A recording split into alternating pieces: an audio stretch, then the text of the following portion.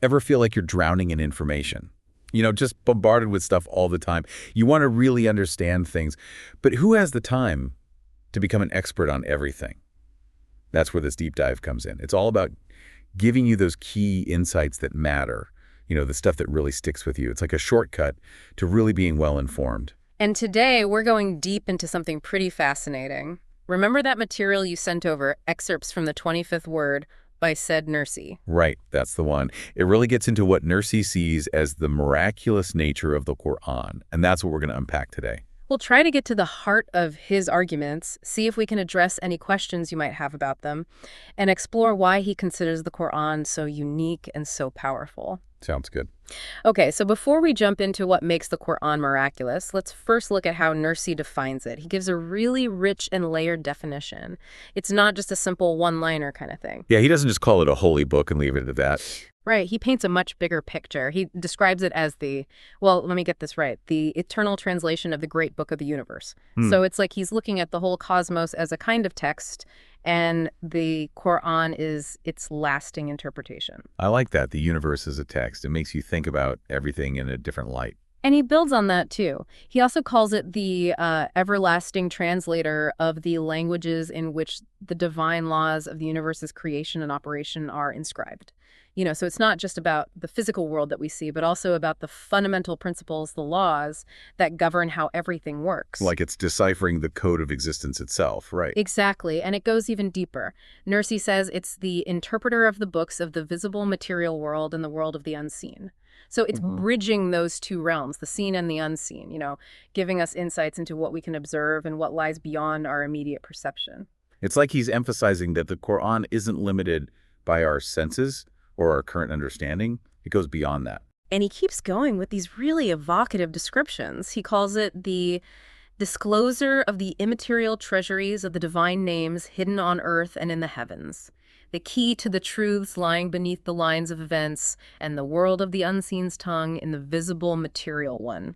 Each of these descriptions kind of gives us a different angle on its significance, its depth. It's like he's shining a light on this multifaceted jewel, showing us its brilliance from different angles. And he connects it to its role within Islam, calling it the treasury of the All-Merciful One's favors and the All-Glorified One's eternal addresses, and the sun of Islam's spiritual and intellectual worlds.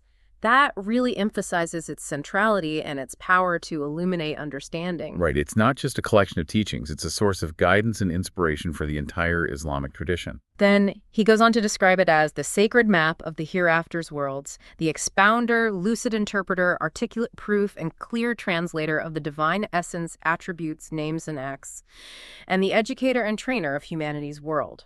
Each definition adds another layer to our understanding, doesn't it? It really builds a powerful case for its importance, not just in matters of faith, but also in how we understand the divine and how we live our lives. And finally, he sums it all up by calling it the true wisdom of humanity and the true guide leading them to happiness. So it's about more than just individual beliefs. It's about a way of life, a path towards genuine fulfillment. Exactly. Now, he doesn't just stop at these definitions. He also points to its origin. He says that the Qur'an came from God's supreme throne, originated in his greatest name, and issued from each name's most comprehensive rank. So right from the start, he firmly roots it in the divine realm. It's not presented as just a human creation or something inspired by God. It's presented as something directly from God. And he's even more specific. He says it's God's word, as regards his being the Lord of the worlds, and his decree in respect of his having the title of deity of all creatures. So it's encompassing both God's role as the sustainer of everything and as the ultimate object of worship. It's a pretty profound statement, wouldn't you say? Absolutely. And here's where it gets even more interesting. Nursi argues that the Qur'an, in its essence, briefly contains all scriptures revealed to previous prophets, the content of all saints' treatises, and all purified scholars' works. Wow, so it's like he's saying it's a culmination of all divine wisdom that came before it. Exactly. He's positioning it as the most complete and perfect expression of divine truth. Then he goes on to highlight its integrity and purity. He says that its 6 sides are bright and absolutely free of doubt and whimsical thought, supported by a divine revelation and the divine eternal word, aiming at eternal happiness, and surrounded by the lights of belief from below by proof and evidence, From the right, by the heart's submission and the conscience, and from the left, by the admission of reason and other intellectual faculties. It's a pretty comprehensive picture of its authenticity and its grounding in various ways of knowing. It's like he's saying it's not just divinely inspired, but also internally consistent, supported by reason and experience, and ultimately leading towards a state of true happiness. Exactly. And he emphasizes that this all leads to the most merciful one's mercy and paradise. So it's about more than just theoretical knowledge. It's about connecting to the divine, finding mercy, and attaining ultimate fulfillment. Right. Now, with all this in mind, Nursi then moves into explaining the miraculous eloquence of the Qur'an, which he breaks down into several ways and points. Okay, so he's going to get into the specifics of why he sees the Qur'an as so unique and powerful in its language. Yes. The first way he discusses is the historical challenge that the Qur'an presented and the failure of anyone to truly imitate it. Interesting. Let's talk about that historical context for a bit. Nursi highlights that at the time the Qur'an was revealed, Arabia was a largely unlettered society, but they had this deep appreciation for oral poetry and skilled use of language. It was like a point of national pride, wasn't it? Exactly. Eloquence was highly valued in their culture. And within that context, the Qur'an issued a challenge, an open invitation for anyone to produce something comparable, even just a single chapter. Nursi emphasizes that this challenge has never been met. So it wasn't just a one-time dare, it's been an open invitation for centuries, right? Exactly. And think about it. Throughout history, there have been so many talented writers, poets, and thinkers. But Nursi argues that none have ever been able to match the Qur'an. It's still in a league of its own. So what about those who initially opposed the Qur'an? Did they ever try to counter its message using language? That's a good question. Nursi points out that these individuals were intelligent and skilled in diplomacy. Yet, instead of engaging in verbal disputation with the Qur'an's message, they resorted to warfare. He suggests that this, in itself, speaks volumes about their perceived inability to counter the Qur'an on its own terms. If they had the linguistic tools to effectively refute it, wouldn't they have used them? It seems like resorting to violence might indicate a lack of a strong counter-argument. It's like admitting defeat in the realm of words. That's Nursi's point. He calls it a perilous and most difficult course compared to verbal debate. And then he brings up another interesting point. He says that both the opponents of the Qur'an and those who are inspired by it have tried to create similar works in Arabic. The result has been numerous books, but Nursi argues that both groups, critics and supporters, acknowledge that none of them truly resemble the Qur'an in its unique qualities. So even those who tried to imitate it couldn't quite capture its essence. Right. It's this shared recognition of its distinct nature that contributes to Nursi's argument for its miraculousness. Now, how do we know that there hasn't been any real credible challenge to the Qur'an's eloquence? How can we be sure? That's where Nursi's logic comes in. He says that if a successful refutation were possible, it would have likely surfaced at some point, especially considering the strong opposition that Islam faced in its early years. Yeah, that makes sense. Such a victory for those who oppose what would have been widely celebrated and documented. Exactly. And think about it. Even minor criticisms against Islam and the Qur'an have been circulated and debated throughout history. So a significant, successful refutation of the Qur'an's central text would have been huge news. It would have been almost impossible to suppress or ignore. Right. But Nursi points out that the only attempt that's often mentioned is that of Musaylima. And even then, historical accounts generally describe his pronouncements as absurd and incomparable to the Qur'an's eloquence, even from sources that are critical of Islam. So the lack of any strong, lasting challenge to the Qur'an's eloquence, despite many attempts and motivations to do so, leads Nursi to conclude that it's something truly special. Exactly. Now, this brings us to the second way he explains the Qur'an's miraculous eloquence, which he breaks down into 5 key points. And this is where he really dives into the wisdom within this eloquence. Okay, so it's not just about beautiful language, but also about the depth of meaning and the way it conveys its message. Exactly. His first point focuses on the Qur'an's word order and composition, how the words are arranged and structured.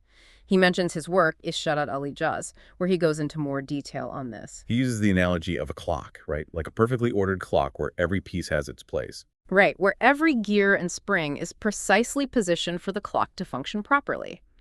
He's saying the Qur'an structure is just as intricate and purposeful.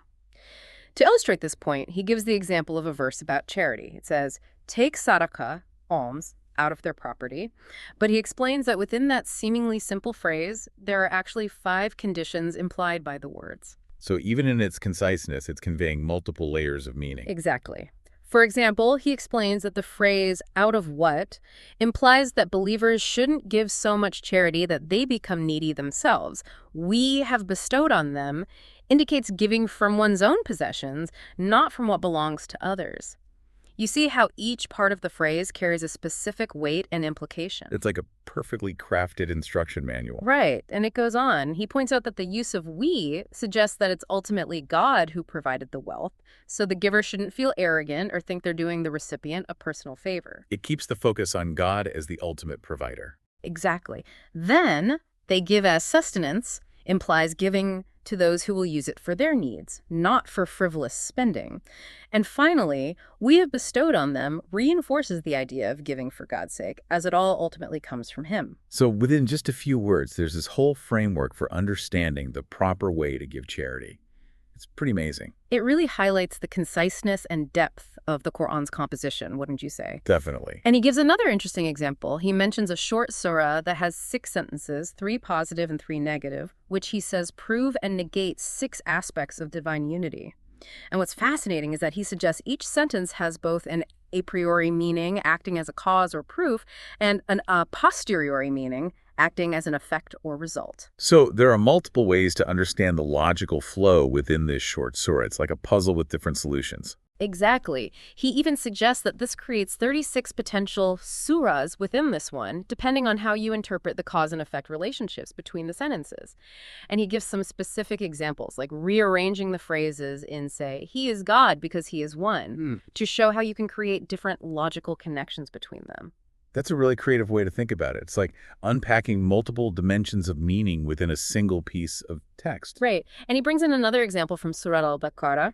He says each sentence in the verses, starting with Alif Lam Mim, that is the book, there is no doubt in it, also has 2 meanings, functioning as both a proof for other verses and a result of other verses. And he describes this as a composite design of miraculousness with 16 threads of relationship connecting them. So it's like each verse is not isolated, but part of a larger interconnected web of meaning. Exactly. He even uses this really vivid image. He says that each Quranic verse has an eye seeing other verses and a face looking towards them, forming these immaterial threads of relationship that create this overall design of miraculousness. That's a beautiful way to put it. It makes you appreciate the interconnectedness and depth of the Quran. Now, the second point he discusses is the eloquence in the Qur'an's meanings themselves, the way it conveys profound truths and ideas. Right, so it's not just about how the words are arranged, but also about the inherent power of the messages themselves. Exactly. To illustrate this, he asks you to imagine pre-Islamic Arabia, which he describes as a time and place steeped in ignorance. Then he says, imagine hearing the verse, all that is in the heavens and earth glorifies God. Think about the impact of that statement in that context. Suddenly, those seemingly lifeless objects, those distant stars, the vastness of the sky, all become part of this chorus of praise and glorification. It's a pretty radical shift in perspective, wouldn't you say? Absolutely. Nursi says that those lifeless entities gain a sudden purpose. The stars transform from distant lights into words of wisdom. The land and sea become like tongues offering praise, and every plant and animal becomes a word in this grand symphony of glorification. It's like the entire creation comes alive with meaning and purpose. It's a pretty profound image. Makes you see the world in a whole new light. Then he moves to another powerful example from Surat al-Rahman. It starts with this direct address. O company of jinn and humanity, if you are able to penetrate and pass beyond the spheres of the heavens and earth, then penetrate and pass beyond them. You will not penetrate and pass beyond them save with an authority. I remember that verse. It's pretty intense. Nursi emphasizes the forcefulness of this address, especially considering the arrogance and rebelliousness of humanity and jinn, despite their inherent limitations. He points out the audacity of disobeying a king whose commands are followed by the entire cosmos, from the smallest particle to the largest galaxy, and he focuses on the imagery of a flash of fire and smoke being sent upon the disobedient.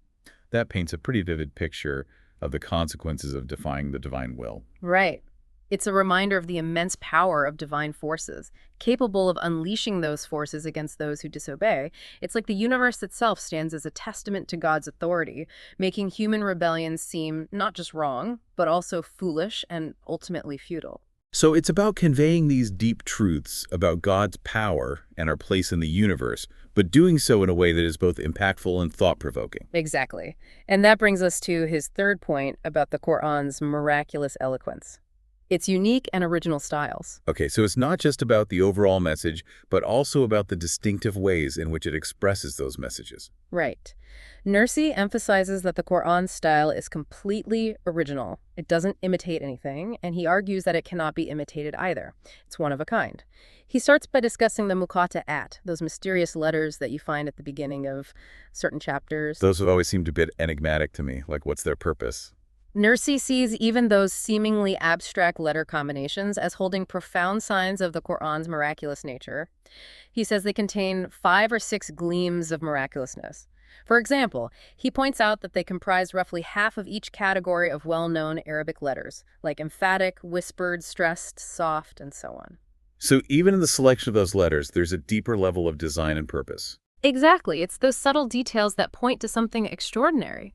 He then moves to Surat al-Naba and those verses beginning with, "Have we not made earth a cradle?"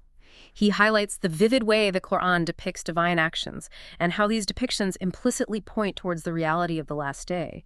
He talks about the analogy of mountains as steadfast supports, like masts on a ship, the creation of humans in pairs, night as a covering, day as a time for earning a livelihood, the sun as a source of light, and water from clouds as a source of life.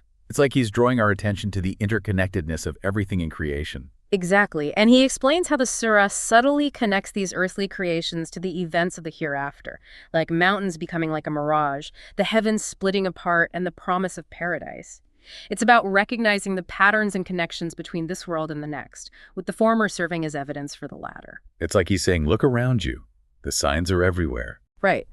He also points to the elevated style used when describing divine actions and the world's changes. He gives the example from Surat al-Inshaqqaq. When heaven is split asunder, and when earth is leveled, he interprets this as the heavens and earth being like arenas for testing humanity, which will eventually be transformed at God's command, willingly submitting to their Lord. It's a powerful image of the entire cosmos being in submission to the divine will. Absolutely. Then he discusses the concise and miraculous descriptions of global events, using the example from Surah Hud. O earth, swallow your water. O sky, withhold your rain. He compares this to the decisive command of a leader after a victory, where heaven and earth are personified as obedient forces following God's decree. So it's about the power and conciseness with which the Qur'an describes these grand events. Exactly. And finally, he talks about the noble imagery used in the Qur'an. He gives the example from Surah Yasin. And the sun runs its course to a resting place destined.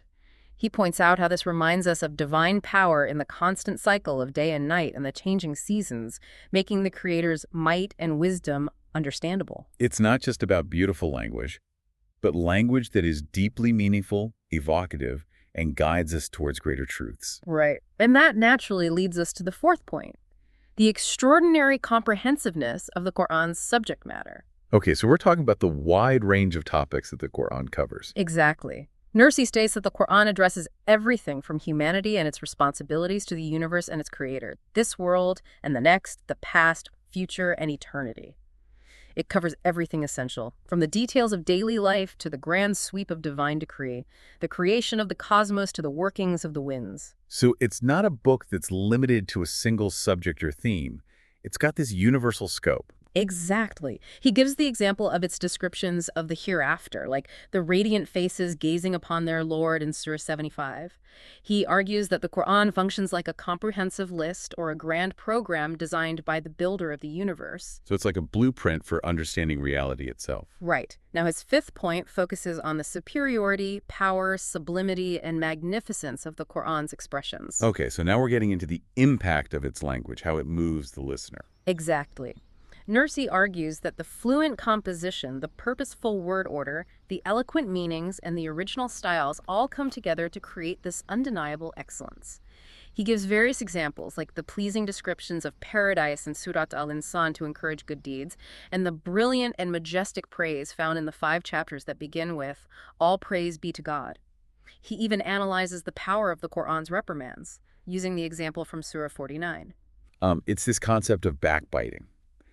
And, how harmful it can be. It's a big one. And, wow, the text does not hold back when it comes to condemning this behavior. No, it uses really powerful imagery To God, to drive that point home, comparing it to actually eating the flesh of your dead brother. it's definitely memorable. It's meant to evoke a very visceral reaction. It does. It does. And I think it definitely succeeds. What I think is really striking is that it goes beyond just that one condemnation. Right. There are 6 layers to it. Yes. Would any of you like to eat the flesh of his dead brother? Wow, that's a pretty powerful image. He breaks down the 6 layers of warning and restraint embedded in that question, showing how it appeals to our intellect, emotions, humanity, conscience, inherent nature, and sense of community.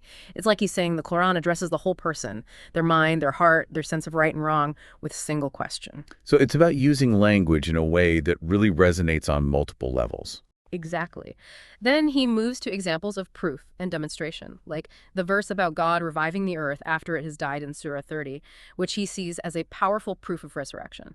He gives further examples from Surah Kaf and Surah Yasin, using the logical principle that the first creator is capable of recreating. And he also points to the moving and impactful nature of the Qur'an's guidance, like the verse about hearts becoming hardened like stones in Surah 2. Finally, he talks about how the Qur'an silences and overcomes arguments, focusing on the challenge presented in Surah 2. If you are in doubt, then bring a surah like it. He points out the progressively shorter challenges, 10 chapters, 1 chapter, even a short chapter, and the consequences of failing to meet them, which he sees as further proof of the Qur'an's miraculous nature. So it's not just about being eloquent, but also about being effective, about conveying its message in a way that persuades, moves, and inspires. Exactly. And that brings us to the third light in Nursi's discussion. The Qur'an's miraculous predictions, its enduring freshness, and its universal address. So he's moving beyond just the language itself and looking at its broader impact and relevance. Right. This light has 3 radiances. The first focuses on the Qur'an's predictions and has 3 aspects: news of the past, news of the future, and news of the unseen. Okay, let's break that down a bit. What does he mean by news of the past? He argues that the Qur'an, revealed to a prophet who was known to be unlettered, accurately recounts the stories and experiences of previous prophets, often aligning with and correcting existing scriptures. It's presented as having this comprehensive knowledge of history. So it's not just telling stories, but telling them in a way that aligns with a broader understanding of revelation and prophecy. Exactly. As for news of the future, he refers back to some of the examples we've already discussed, like the protection of the prophet, the ongoing failure to produce a similar surah, the eventual defeat of those who mocked the message, and the idea of God raising up a people he loves. These are presented as prophecies that have been fulfilled over time. So it's about showing that the Qur'an's words have stood the test of time, that they've proven to be true. Right. Then he talks about news of the unseen. He highlights the essential information the Qur'an provides about God, angels, paradise, hell, the nature of the soul, and the workings of the heart. And he argues that philosophers, despite their intellectual capabilities, are unable to discover these truths through unaided human reasoning. So it's about offering insights into realms that are beyond our normal senses, into the spiritual realities that shape our existence. Exactly. The second radiance within this third light explores how the Qur'an addresses all times and all levels of understanding. And Nursi gets pretty specific here. He draws several comparisons with modern society and its approach to various issues. So he's putting the Qur'an's teachings in conversation with contemporary ideas and practices. Right. He contrasts the Qur'an's teachings with modern perspectives on topics like charity, marriage, inheritance, the use of images, modesty, and even the very understanding of sorrow and joy. That's a pretty wide range of topics. What are some specific examples of these comparisons? For example, when discussing charity, he compares the Qur'an's concepts of prayer and zakat with modern notions of trade and the prohibition of interest. He argues that the Qur'an's approach creates a necessary balance within society, preventing the kind of inequalities he associates with unchecked capitalism. So it's about a more holistic approach to economics, one that considers both spiritual and material well-being. Exactly. Regarding marriage, he argues that the Qur'an's approach acknowledges the biological realities of reproduction and offers a framework that is arguably more responsible than the often tolerated practice of prostitution in some societies. So it's about addressing complex social issues with a nuanced and balanced approach. Right. And he goes on to make similar comparisons with the Qur'an's teachings on inheritance, the use of images, modesty, and even the nature of sorrow and joy. He suggests that the Qur'an's seemingly different stances on these issues often have a deeper wisdom rooted in a comprehensive understanding of human nature and societal well-being. So it's about looking beyond the surface level and understanding the underlying principles and values that guide these teachings. Exactly. He then reiterates the challenge from Surah 17.88. If humanity and jinn banded together, arguing that it's not an overstatement, but something that's been proven throughout history. And he emphasizes that this challenge applies not just to the Qur'an's unmatched style and eloquence, but also to the superiority of its guidance and teachings. So it's a challenge that encompasses both the form and the content of the Quran. Exactly. Now, the third radiance within this light explores how the Qur'an caters to diverse levels of understanding. Nursi uses the example of Surah al-Ikhlas, he begets not, nor was begotten, to show how someone with a basic understanding can grasp its core meaning, while someone with deeper theological knowledge can extract more profound insights from it. So it's a text that can speak to people at different stages of their intellectual and spiritual journeys. Right. He outlines at least 4 levels of understanding for this short surah, ranging from the simple concept of God not having parents or children to more complex theological ideas about God's eternity and his incomparable being and attributes. He then offers a similar breakdown for another surah, showing how it also addresses different layers of comprehension, from the literal to the symbolic. So it's like a text that can be revisited and reinterpreted as one's understanding grows and deepens. Exactly. And that brings us to the second main light in Nursi's discussion, the Qur'an's perfect fluency, clarity, coherence, and harmony. Okay, so we're back to focusing on its linguistic features. Right. Nursi starts by referencing the opinions of well-regarded Arabic linguists who have long recognized these qualities in the Qur'an. And then he makes a rather interesting point. He says that the 7 or 8 factors that typically detract from fluency and coherence actually enhance them in the Qur'an. So it's like the very things that might make another text convoluted actually add depth and beauty to the Quran. Exactly. He uses the analogy of how various branches can enrich a tree. He emphasizes the Qur'an's remarkable straightforwardness, despite its gradual revelation over a long period of time to diverse people and for various reasons. He also revisits the idea that the Qur'an presents a unified perspective, allowing someone to perceive the entire universe like a single page and grasp the interconnectedness of its various meanings. So it's about seeing the bigger picture, the overarching themes and principles that tie everything together. Right. And then he offers a specific example of this coherence, linking the beginning of Surah Al-Insan, which mentions the creation of earth as a cradle and mountains as supports, with its conclusion that speaks about the day of judgment.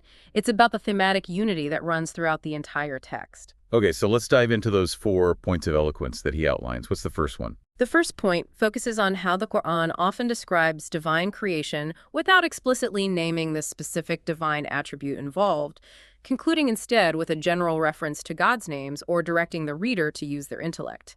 He gives the example from Surah 10.3132, where it talks about God's provision, our senses, life and death, and the control of all affairs. So it's like it's prompting us to reflect on the inherent power and wisdom within creation itself and to recognize its divine source. Exactly.